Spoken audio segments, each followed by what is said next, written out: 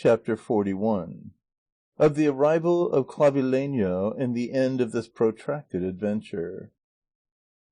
And now night came, and with it the appointed time for the arrival of the famous horse Clavileño, the non-appearance of which was already beginning to make Don Quixote uneasy, for it struck him that, as Malambruno was so long about sending it, either he himself was not the knight for whom the adventure was reserved,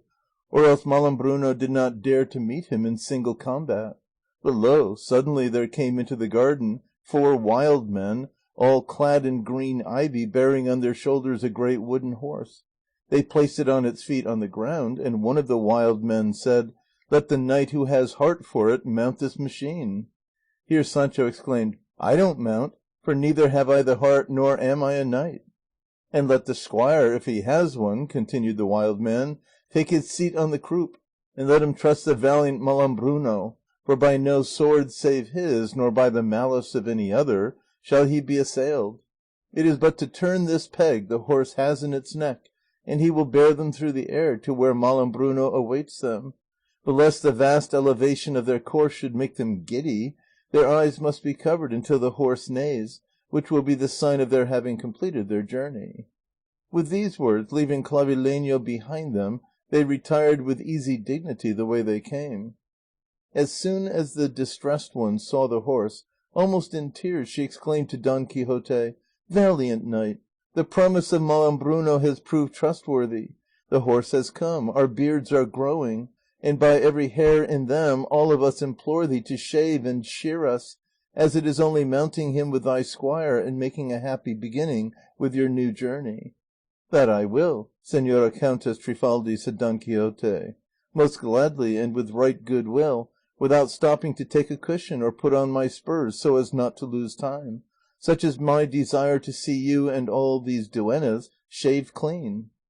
"That I won't," said Sancho, "with good will or bad will, or any way at all; and if this shaving can't be done without my mounting on the croup, my master had better look out for another squire to go with him, and these ladies for some other way of making their faces smooth. I'm no witch to have a taste for travelling through the air. What would my islanders say when they heard their governor was going strolling about on the winds? And another thing, as it is 3,000 and odd leagues from this to Kandy, if the horse tires or the giant takes huff, we'll be 6 years getting back, and there won't be isle or island in the world that will know me. And so, as it is a common saying, 'In delay there's danger,' and when they offer thee a heifer, run with a halter, these ladies' beards must excuse me. St. Peter is very well in Rome, I mean I am very well in this house where there so much is made of me, and I hope for such a good thing from the master as to see myself a governor."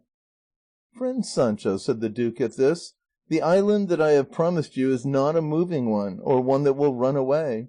It has roots so deeply buried in the bowels of the earth that it will be no easy matter to pluck it up or shift it from where it is. You know as well as I do that there is no sort of office of any importance that is not obtained by a bribe of some kind, great or small. Well then, that which I look to receive for this government is that you go with your master Don Quixote, and bring this memorable adventure to a conclusion;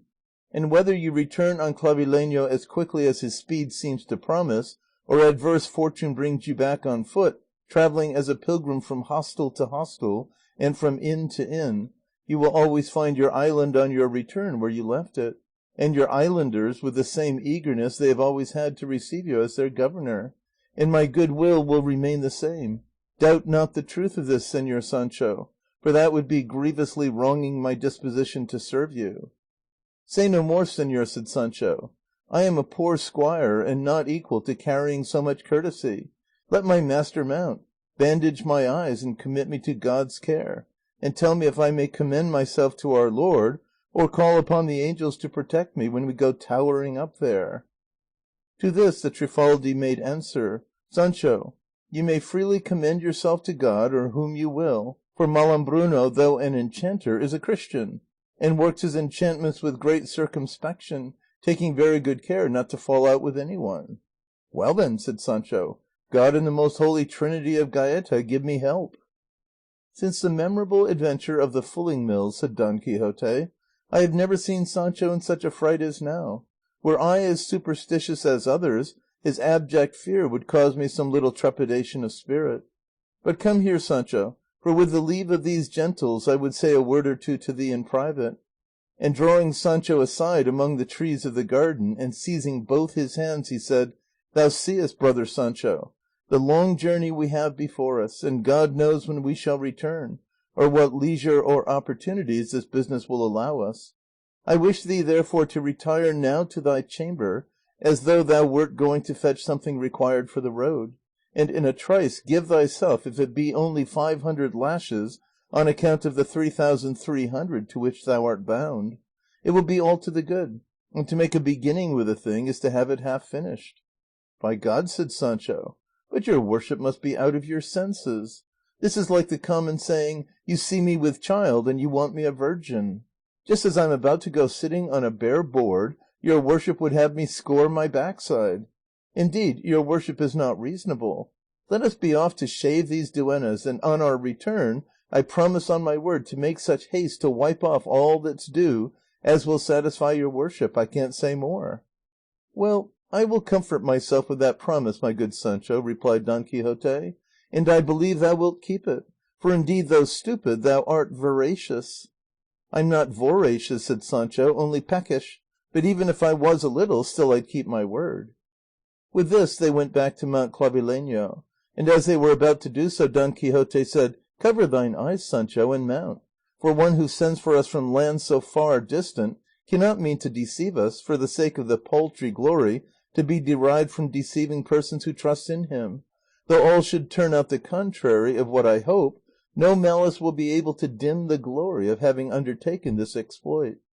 "Let us be off, señor," said Sancho, "for I have taken the beards and tears of these ladies deeply to heart, and I shan't eat a bit to relish it until I have seen them restored to their former smoothness. Mount, your worship, and blindfold yourself, for if I am to go on the croup, it is plain the rider in the saddle must mount first."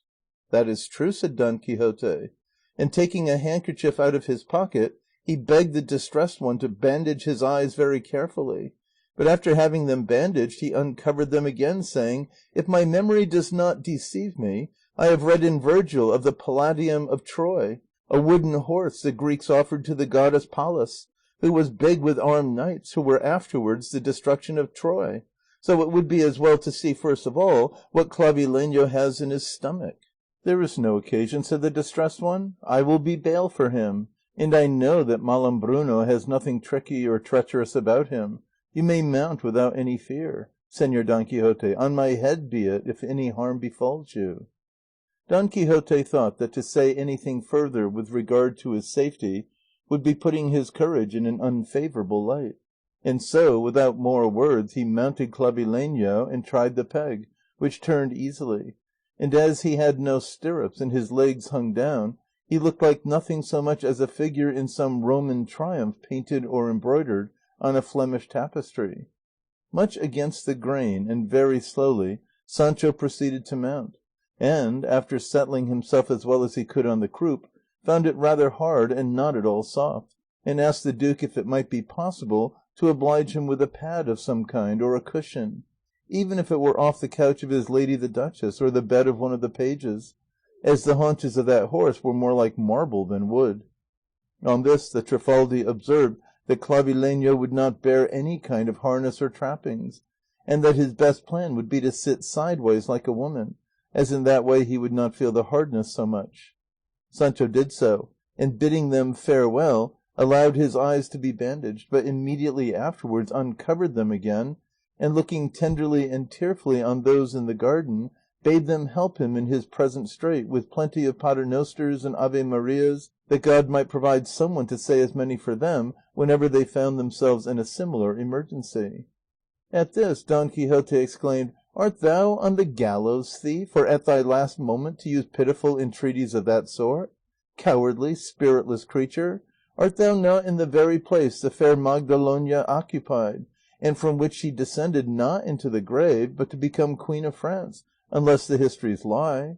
And I who am here beside thee, may I not put myself on a par with the valiant Pierres, who pressed this very spot that I now press? Cover thine eyes, abject animal, and let not thy fear escape thy lips, at least in my presence." "Blindfold me," said Sancho, "as you won't let me commend myself or be commended to God. Is it any wonder if I am afraid there is a region of devils about here that will carry us off to Paravillo?"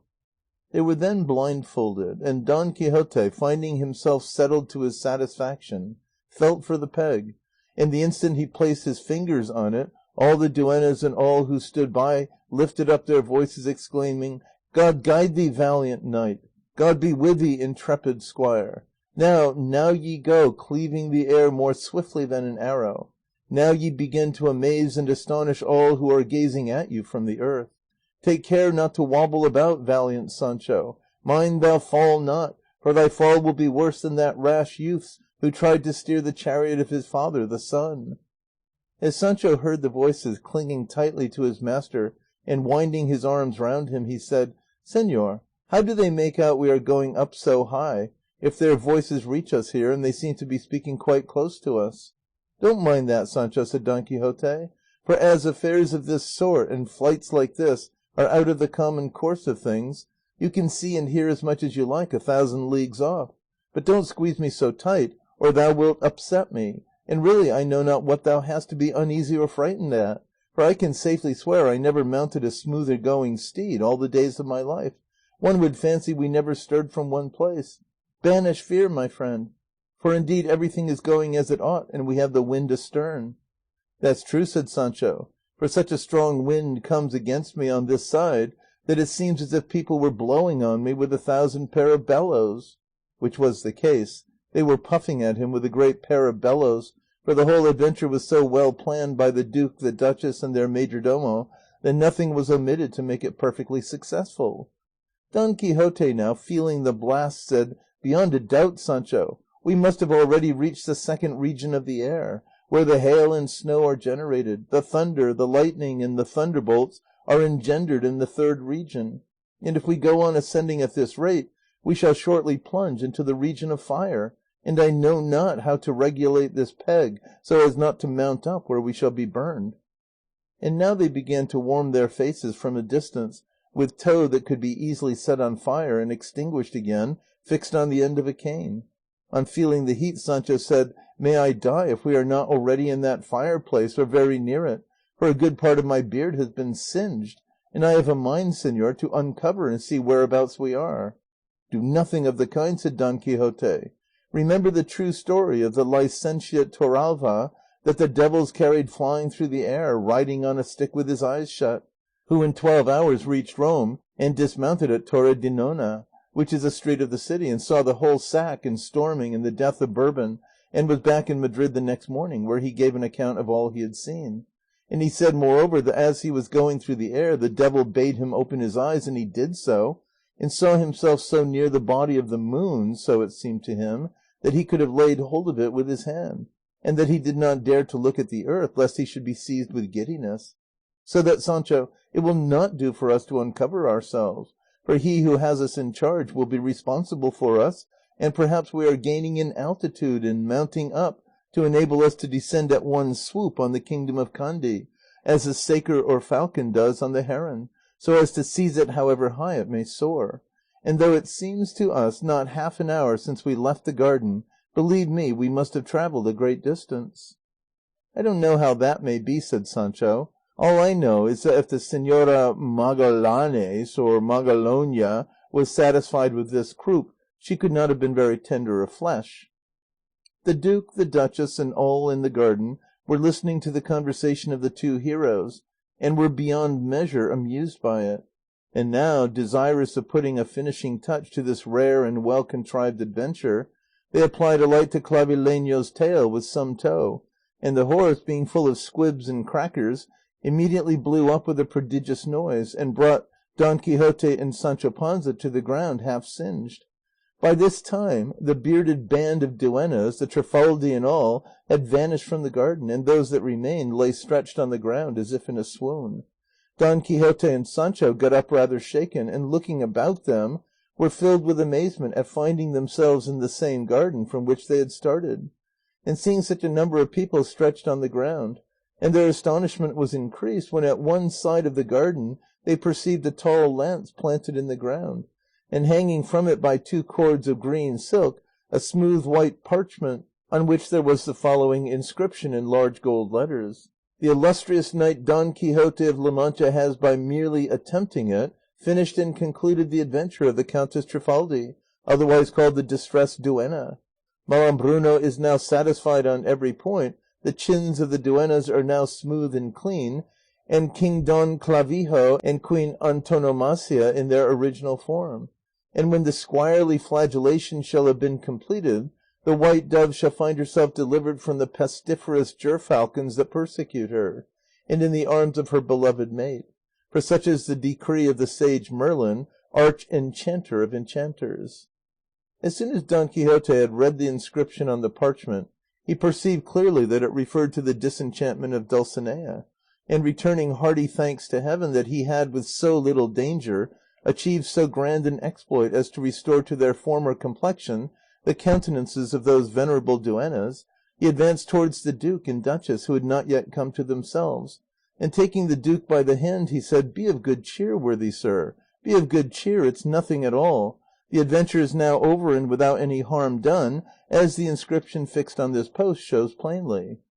The duke came to himself slowly, and like one recovering consciousness after a heavy sleep, and the duchess and all who had fallen prostrate about the garden did the same, with such demonstrations of wonder and amazement that they would have almost persuaded one that what they pretended so adroitly in jest had happened to them in reality. The duke read the placard with half-shut eyes, and then ran to embrace Don Quixote with open arms, declaring him to be the best knight that had ever been seen in any age.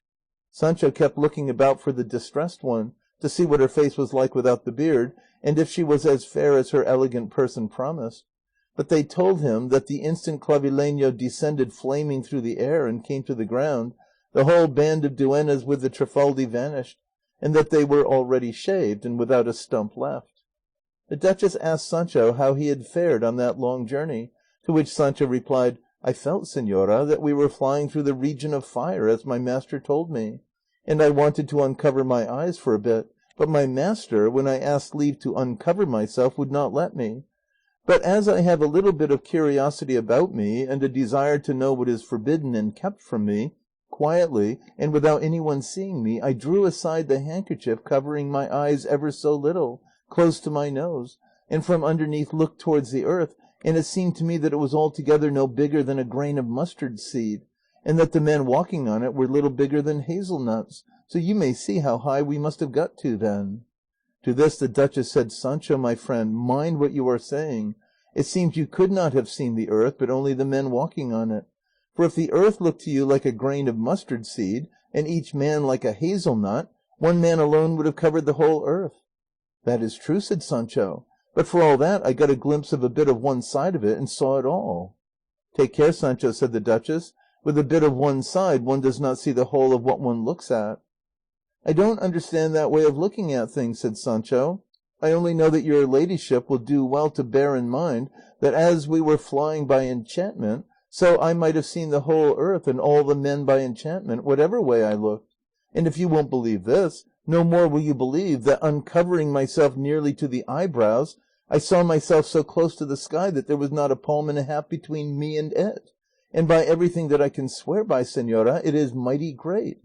And it so happened we came by where the 7 goats are, and by God and upon my soul, as in my youth I was a goat herd in my own country, as soon as I saw them I felt a longing to be among them for a little, and if I had not given way to it, I think I'd have burst. So I come and take, and what do? Without saying anything to anybody, not even to my master, softly and quietly I got down from Clavileño and amused myself with the goats, which are like violets, like flowers, for nigh 3/4 of an hour, and Clavileño never stirred or moved from one spot." "And while the good Sancho was amusing himself with the goats," said the duke, "how did Señor Don Quixote amuse himself?" To which Don Quixote replied, "As all these things and such like occurrences are out of the ordinary course of nature, it is no wonder that Sancho says what he does. For my own part I can only say that I did not uncover my eyes either above or below, nor did I see sky or earth or sea or shore. It is true I felt that I was passing through the region of the air, and even that I touched that of fire, but that we passed farther I cannot believe; for the region of fire being between the heaven of the moon and the last region of the air, we could not have reached that heaven where the 7 goats Sancho speaks of are without being burned, and as we were not burned, either Sancho is lying or Sancho is dreaming." "I am neither lying nor dreaming," said Sancho, "only ask me the tokens of those same goats, and you'll see by that whether I'm telling the truth or not." "Tell us them then, Sancho," said the duchess. "2 of them," said Sancho, "are green, 2 blood red, 2 blue, and 1 a mixture of all colours." "An odd sort of goat that," said the duke; "in this earthly region of ours we have no such colours; I mean goats of such colours." "That's very plain," said Sancho; "of course there must be a difference between the goats of heaven and the goats of the earth." "Tell me, Sancho," said the duke, "did you see any he goat among those goats?" "No, señor," said Sancho; "but I have heard say that none ever passed the horns of the moon." They did not care to ask him anything more about his journey, for they saw he was in the vein to go rambling all over the heavens, giving an account of everything that went on there, without having ever stirred from the garden. Such in short was the end of the adventure of the Distressed Duenna, which gave the duke and duchess laughing matter not only for the time being but for all their lives, and Sancho something to talk about for ages if he lived so long. But Don Quixote, coming close to his ear, said to him, "Sancho, as you would have us believe what you saw in heaven, I require you to believe me as to what I saw in the cave of Montesinos. I say no more."